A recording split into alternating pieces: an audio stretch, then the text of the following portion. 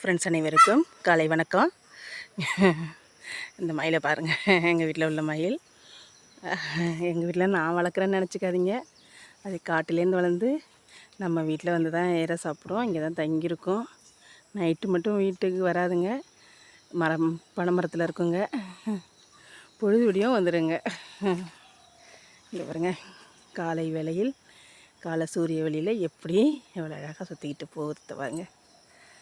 தண்ணி தேவை போல் இருக்குது ஃப்ரெண்ட்ஸ். தண்ணி குடிக்க வருது ஃப்ரெண்ட்ஸ்.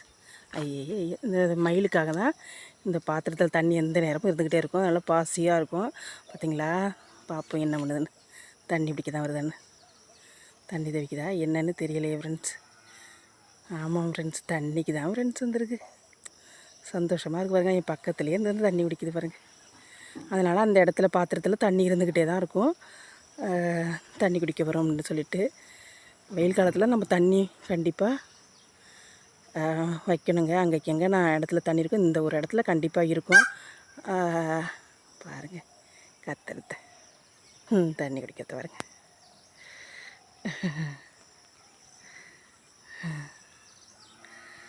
அடுத்த வீடியோவில் சந்திப்போம் ஃப்ரெண்ட்ஸ்.